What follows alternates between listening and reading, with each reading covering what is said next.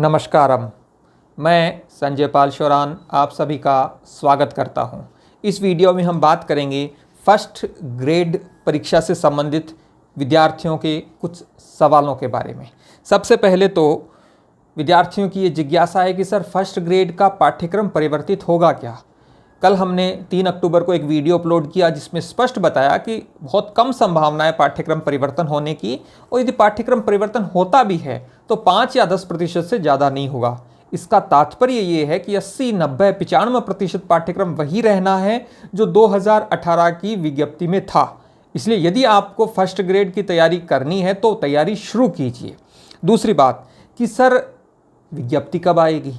हालांकि 2 अक्टूबर महात्मा गांधी के जन्म दिवस पर शिक्षा मंत्री महोदय ने आगामी भर्तियों के बारे में घोषणा की, लेकिन परीक्षा की विज्ञप्ति या भर्ती जो है वो कब आएगी ये तो सरकार को तय करना है। किस विषय के कितने पद होंगे ये भी सरकार ही तय करेगी। एक और सवाल जो बहुत महत्वपूर्ण है और विद्यार्थियों को समझना चाहिए, 40% न्यूनतम प्राप्तांक होने चाहिए। किसमें?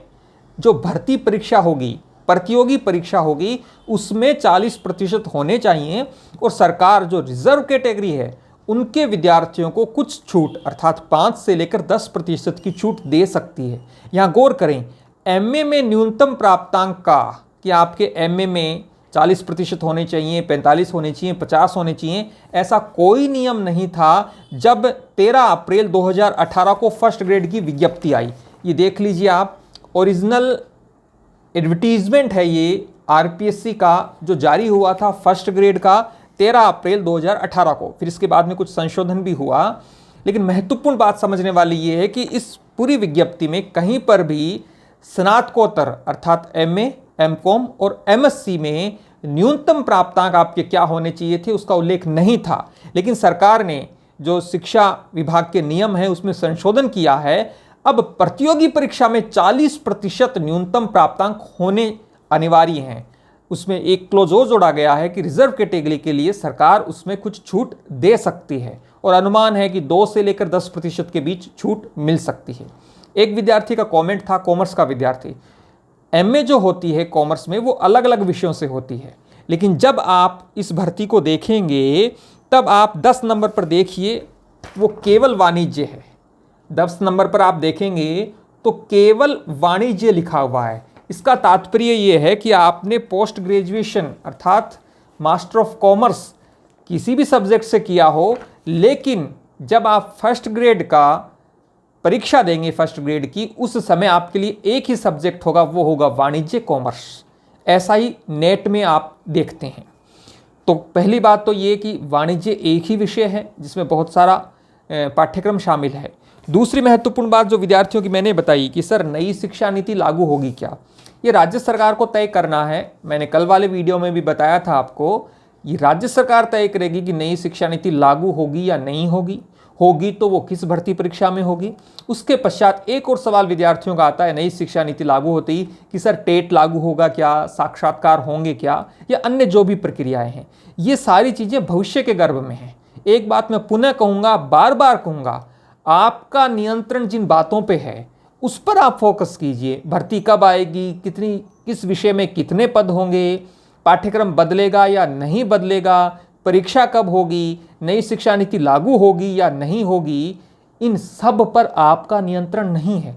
आपका नियंत्रण केवल एक बात पे है और वो है आपकी तैयारी।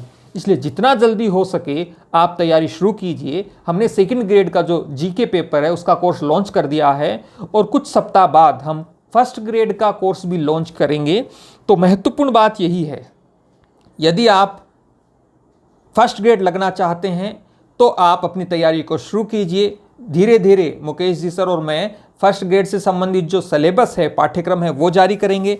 आज मैंने आपको मोटी मोटी बातें बता दी। अधिकतम 40 वर्ष की आयु है, और जिस वर्ष विज्ञप्ति निकलेगी उस वर्ष में सामान्यतः 1 जुलाई से न्यूनतम और अधिकतम आयु काउंट होती है। उसके अलावा स्नातकोत्तर एक और नियम लागू हो गया है, शिक्षा के जो नियम लागू किए हैं उसमें किया कि जो विषय आपने स्नातक में पढ़ा है उसी विषय से यदि आपने स्नातकोत्तर किया है तो ही आप उस विषय से स्कूल व्याख्याता बन सकते हैं। अब इसमें थोड़ा सा पेच फंसा हुआ है। वे विद्यार्थी जिन्होंने इस अधिसूचना के जारी होने से पहले अर्थात 2020 तक जिन्होंने अपनी पोस्ट ग्रेजुएशन कंप्लीट कर ली थी, मान लीजिए कोई विद्यार्थी है बीएससी का, उसने बीएससी किया, फिर उसने इतिहास विषय से एमए कर लिया, क्या वे विद्यार्थी भी इन नियमों से प्रभावित होंगे? यह बात सरकार तय करेगी। विज्ञप्ति जिस दिन आएगी उस दिन शायद एक तिथि लिखी हो कि इस तिथि से पहले जिन्होंने एमए कंप्लीट किया है वो शायद इस नियम में लागू नहीं हो। और हो सकता है सरकार ये भी कर दे कि आपने एमए कभी किया, ये सरकार गौर नहीं करेगी। यदि आपने स्नातक में जो विषय था उस विषय से आपने स्नातकोत्तर किया है तो ही आप उस एमए के विषय के आधार पर, बीए के विषय के आधार पर स्कूल व्याख्याता बन सकते हैं। बहुत ही पेचीदा और संवेदनशील विषय है। यदि आप कमेंट करके ये मुझसे जानना चाहें या मुकेश जी सर से जानना चाहें कि सर आप बताइए क्या होने वाला है, सरकार तय करेगी। मैं अक्सर ये बात कहता हूँ कि आप बड़े रेस्पेक्ट के साथ और बड़े श्रद्धा के साथ सवाल पूछते हैं, लेकिन हम ये कैसे बता दें कि विद्यार्थी वो शामिल होंगे या नहीं होंगे, क्योंकि मेरी जानकारी में नहीं है कि ऐसी कोई सरकार की ओर से कोई गाइडलाइन जारी हुई है, कोई जिसको कहते हैं ना अधिसूचना, नोटिफिकेशन जारी हुआ है जिसमें यह उल्लेख हो कि वे विद्यार्थी जिन्होंने 2020-21 तक एमए कर ली उनको इन नियमों में छूट मिलेगी। यदि आप में से किसी विद्यार्थी के पास इस प्रकार का कोई ऑफिशियल सूचना है तो आप जरूर हमारे टेलीग्राम चैनल जो है यश गुरु सपोर्ट टीम के नाम से है, मुकेश ढाका सुजानगढ़ के नाम से हमारा टेलीग्राम चैनल है, आप उस पर हमें बताइए कि सर हाँ हमारे पास देखो ये सरकारी या ऑथेंटिक ऑफिशियल सूचना है, मेरी जानकारी में नहीं है। तो बात ये, लेकिन हाँ ये तय है इस वर्ष जो परीक्षा दे रहे हैं जिनका परिणाम 1-2 महीने बाद आएगा या अगले वर्ष जो एमए करेंगे वो विद्यार्थी पात्र नहीं होंगे यदि उन्होंने उसी विषय के साथ स्नातक नहीं किया है। तो जब ये नियम आए तो बहुत हो हल्ला हुआ, विद्यार्थियों ने अपनी बात रखी और उनके साथ अन्याय भी हो रहा था कि आप नियम तो बना रहे हो 2021 में और ये कह रहे हो कि आपने 20 में पोस्ट ग्रेजुएशन कर ली, उनको हम जो है बाहर करेंगे।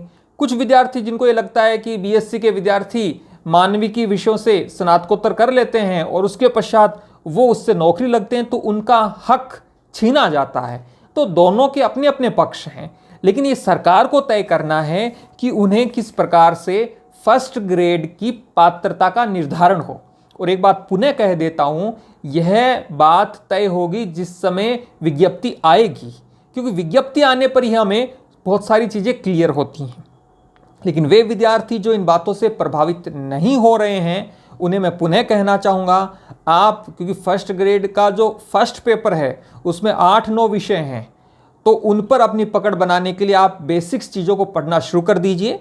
हमने सेकंड ग्रेड का जो कोर्स है जीके वाला वो लॉन्च किया है, यश गुरु ऐप पे जाके आप उससे संबंधित जो जानकारियाँ वो देख सकते हैं। इसी वीडियो के डिस्क्रिप्शन में उससे संबंधित आपको जानकारी भी मिलेगी। और जैसे कि मैंने कहा कुछ सप्ताह बाद हम फर्स्ट ग्रेड का कोर्स भी लॉन्च करेंगे।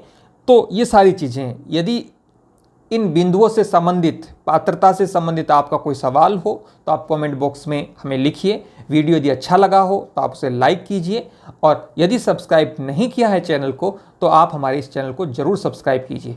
धन्यवाद।